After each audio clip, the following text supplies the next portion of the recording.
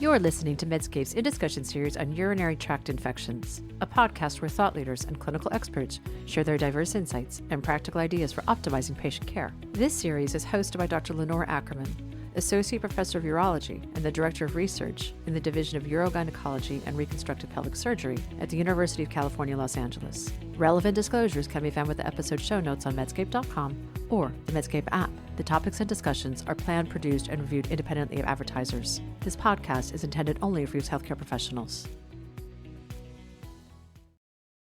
Hello, I'm Dr. Lenore Ackerman. Welcome to the Medscape In Discussion podcast series on urinary tract infections. Today, we're focusing on new developments in the treatment of recurrent UTIs, and in particular, UTI vaccines. First, let me introduce my guest, Dr. J. Curtis Nickel. Dr. Nickel is Professor Emeritus, CIHR Tier 1 Canada Research Chair in Urologic Pain and Inflammation.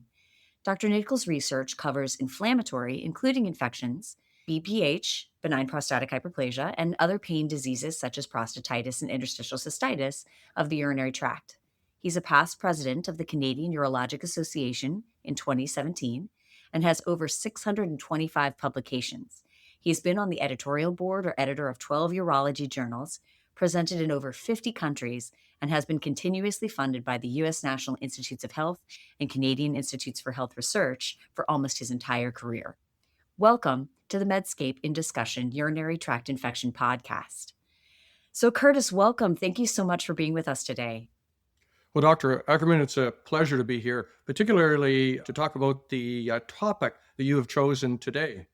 Great. So let's really get into it. So why do you think that this vaccine really works for women? So we're talking about the vaccine that I've worked with, MV140 or Urimune.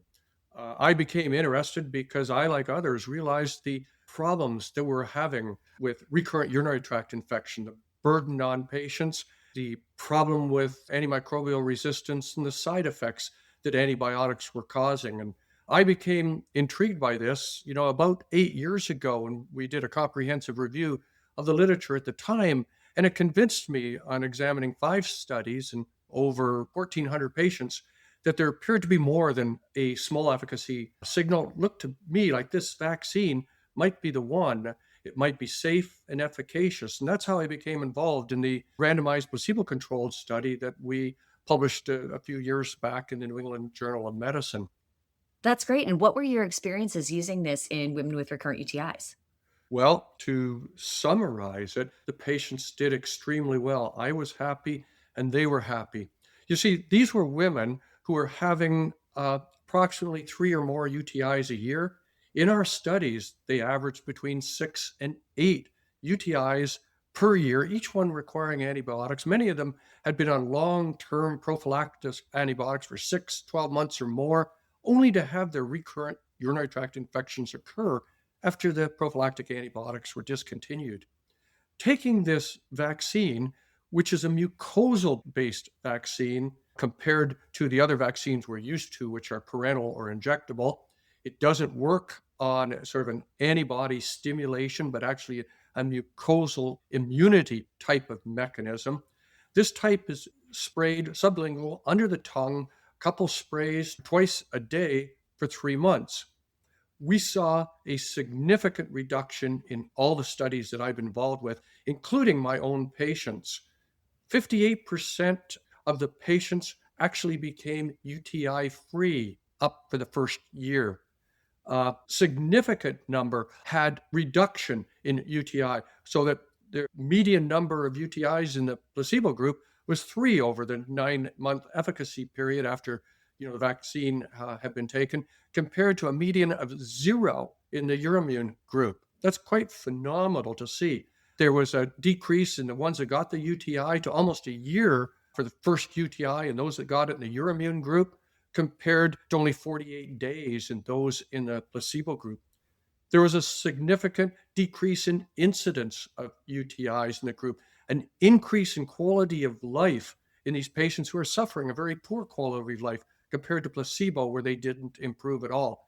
Decrease in antibiotic usage, decrease in health utilization costs, and it turned out to be safe. There was really no difference in adverse events in patients taking this sublingual vaccine compared to placebo. So, in all respects, it seemed to be sort of the type of intervention we were looking for recurrent UTIs. That's so wonderful to hear. So, in your experience with the vaccine, have you noticed that there are particular individuals who don't respond or people that may not be great candidates for this? How broadly do you think this will work in women with recurrent UTIs? Well, in the studies that we did, over 80% of patients were very satisfied with at least a moderate or marked improvement in their symptoms and quality of life. What we found that even in those patients that had UTIs, it took a long time till their first UTI. They had fewer UTIs, even if they didn't become UTI free. And although we didn't capture it in the two studies that I was involved with, unfortunately, anecdotally, I'll tell you that their UTIs that they did get were less severe than they had when they were having recurrent UTIs before. I wish we'd looked at the actual symptoms of the UTIs, which unfortunately we did not as well as we could have. But it was definitely an observation that we made. To the fact is that many of the vaccinated patients, although they had a UTI on paper with a cultured uropathogenic bacteria growing sometime in that year, the patients actually refused or declined to take antibiotic treatment because their symptoms were so mild and they'd learned that they were so self-limited after the vaccine. That's amazing. So, why do you think that this approach works when so many other therapies, like prophylactic antibiotics, tend to fail as soon as they're discontinued? Well, to understand why sort of a mucosal vaccine would work, we have to look at our understanding of how UTIs occur. If you went to the American Urologic Association in the 1930s or early 1940s, looked at the Journal of Urology, you will never, ever see recurrent urinary tract infections mentioned in the literature or on the podium because it was really not a problem. Women had a UTI at the same incidence that women had a UTI now. It would be pretty severe, as are the episodic or first UTIs women suffer contemporarily. They would have severe pain, dysuria, hematuria.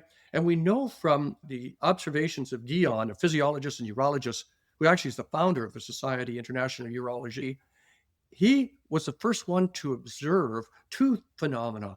One, that if a patient had a UTI and it was left alone, it was very rare that they'd have another UTI or episode of cystitis in their life. He also noticed one other interesting aspect is that the poor did better than the rich if they had a UTI. Why was that? He postulated it because the rich were able to attend hospital or have a private physician and undergo the treatments for UTI, which at that time were pretty bad. In fact, bleeding was one of the treatments for UTIs, and if that didn't work, the patients were given a tincture of opium. If that didn't solve the problem in 3 or 4 days, they bled them until they were anemic. They would give them tincture of arsenic and mercury orally. Now, can that be good? No. So that's why the poor people resolved quicker because they didn't have a physician taking care of them. Well, go ahead now to the 1950s, 60s, 70s, and even now. We have antibiotics that can cure and prevent UTIs while the patients are on antibiotics. Guion in 1920s postulated that it was the patient's innate immunity that solved the problem of UTI, and if they recovered and didn't get pyelonephritis and die, they would never get another UTI. Well, come the antibiotic era and age, we treat patients as soon as they have symptoms. So they're not able to develop this sort of an innate type of immunity that might be important to prevent further urinary tract infections. And we see that now as that perhaps recurrent UTIs is actually an antibiotic-induced iatrogenic disease that never existed before.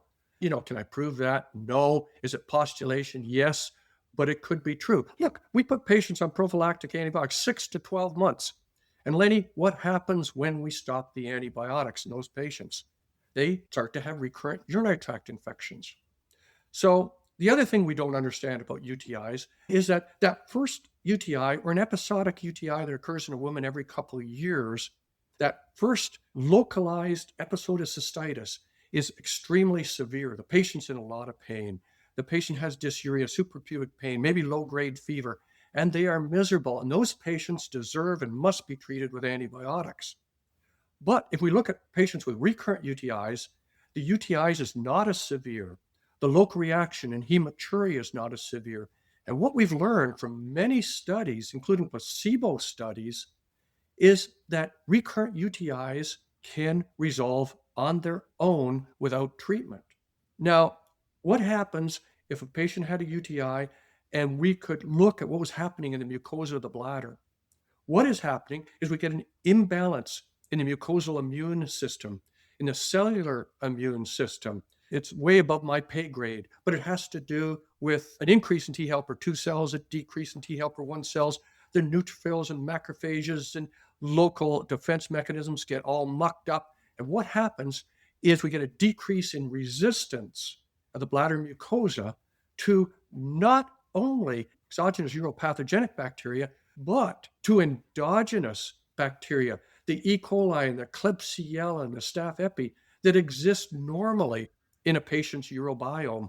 And then they develop these episodes, milder than the first, and that continues in patients, and you get this cycle. What we don't know, Lenny, and this is important, is why some patients get into this cycle, why some patients have a single UTI and don't. We believe it has to do with sensitivity, an innate patient sensitivity, like allergic. Some patients are allergic to hay fever, and some patients are allergic to bed mites and various things. Some patients are allergic to uropathogenic bacteria in their bladder, and it sets up this hypersensitivity cycle, and they get recurrent episodes. This vaccine, what it does is it reestablishes that balance between the immune system in the bladder, between the T helper 1 cells, the T helper 2 cells, the macrophages, the neutrophils. So we get a balanced mucosal system. And we can show that in animal models of recurrent UTIs. That's the story, Lenny, of this vaccine.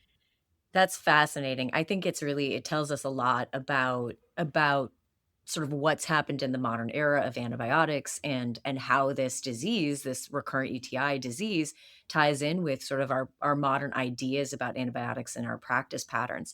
But that gets me kind of to the next thing I wanted to ask you about. A few years ago, you presented at the AUA some additional information you'd gleaned from these UTI vaccine trials about women with bladder pain. Can you tell me a little bit about what you've observed about the recurrent UTI vaccine in this subpopulation of women?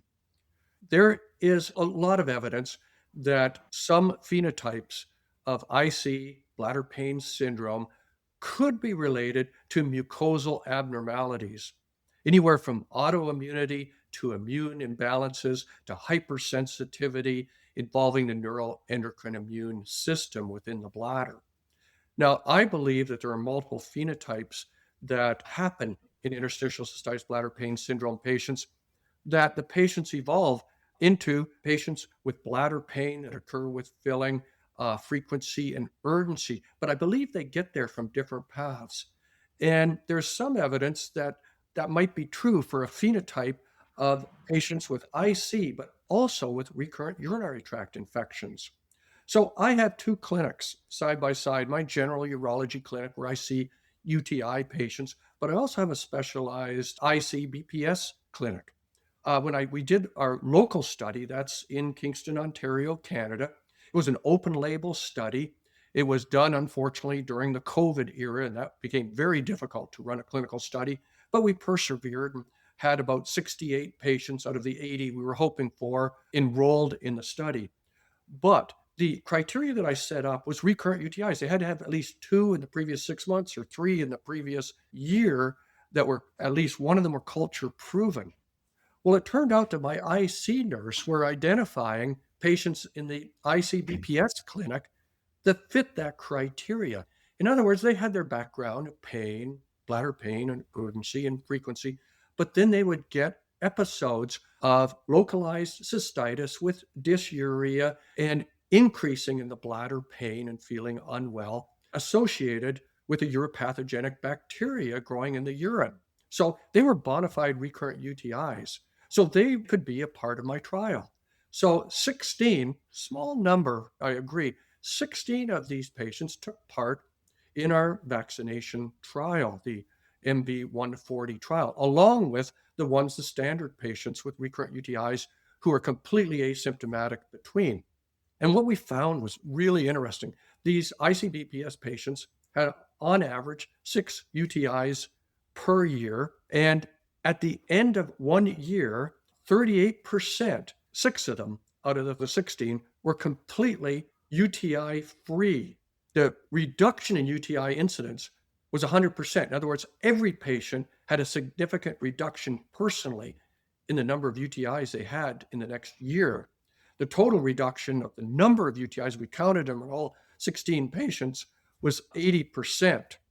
Now, of those patients, 12 of them, or a little over 80%, said they were moderately or markedly improved as one of the symptom things that we did. So what we didn't know was whether those patients were moderately or markedly improved in terms of generally or in the IC symptoms.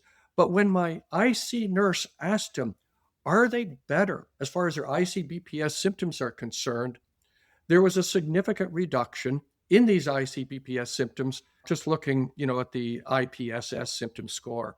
8 of them, that's 8 of 16, 50% of them, they all were better. All the GRA responders, so 12 responded, 8 reported complete or almost complete symptom resolution of their symptoms between the acute cystitis episodes in terms of pain, urinary frequency, and urgency. That was phenomenal. So then we had to figure out why these patients with recurrent UTIs would get better. Well, we got to go back to the mechanisms I just mentioned, that these patients are probably having a significant imbalance in the localized immune system. Now, the two important aspects in these ICBPS patients is likely the imbalance between T helper 1, T helper 2, and macrophages and mast cells within the bladder wall. And what that does when you get an increase in T helper 2 and decrease in T helper 1, there's a lot more involved, and again, way above my pay grade. But what it does is it increases bladder mucosal sensitivity. To what? It increases it to potential uropathogens that have been floating around in their own urobiome, but not causing acute cystitis. But it will also increase sensitivities to urine constituents that they may have sensitivity or allergy, which is really the wrong word, but sensitivities to. And that's why in these patients, if they drink too much coffee or eat nuts or chocolate or certain other foods, their symptoms increase. That's because of the increased sensitivity of the bladder mucosa from this bladder mucosa imbalance. So yes, if the vaccine was available for our patients, I would certainly treat ICBPS patients with recurrent UTIs, or maybe even those that believe their symptoms began with a series of UTIs. And there's many that believe that actually happened, and it might be actually what happened. I would treat them with Urimmune or MV140 and see if we can see this type of remarkable response that I saw in this subgroup. Whether or not it would work in the other 80 to 85% of ICBPS patients, I don't know, but I suspect it might not, because they probably have other mechanisms for their bladder pain, urgency, and frequency. That's really, really fascinating. So I'm hearing that there are incredible benefits that you've observed from the Urimmune vaccine. So if it works so well, why isn't it available in the US? Well, a couple of things are a problem, and it's mainly with the word that you just said. That word, if I can say it again on this podcast, vaccine. Well, you may or may not know, but those of us that are outside the country believe that there is a problem with the word vaccine in the United States at the present time, that there's a lot of controversy about vaccines. Those are primarily parental vaccines that work by changing antibodies against antigens and this sort of thing. So vaccine is number one problem is the name. The other problem is it has to go to a certain FDA review board because it's a vaccine. And right now, your administration and the FDA is not looking favorably on vaccines, particularly for a vaccine on a conditions that perceived to be not really a problem. people don't die of localized cystitis or uncomplicated UTI. And their experts will tell you there is a cure for it. And that cure is antibiotics, and there's a prevention for it, and that's prophylactic antibiotics. There doesn't appear to be much concern in the United States about, antimicrobial resistance, even though, people talk about it. It's not a big topic. And that antimicrobial resistance is a huge problem in individual patients who've been on antibiotics prophylactically for a long time. But it's also going to be a huge problem for our population as our antibiotic pipeline dries up. So you would think that this vaccine would be looked at favorably. I think the company who developed it probably made a mistake. They should have called it not a vaccine, but an immunoactive agent or immune modulator or something else, because it is not a typical vaccine as we know it, and it's extremely safe and has less potential to cause the type of problems that people who don't like vaccines don't like.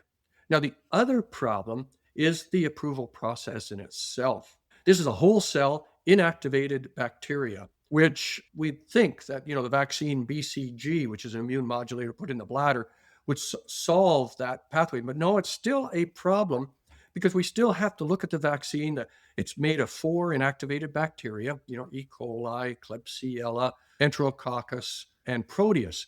Now, we have to be sure that that vaccine is consistent, it's safe, it's stable over a long period of time. The authorities who look at this, the people that approve it, have to be positive that vaccine that we use today is identical in composition, same seed bacteria that was used in the randomized placebo-controlled trial and in the other trials that have been there. So the company now is doing to establish that, and it's quite a process.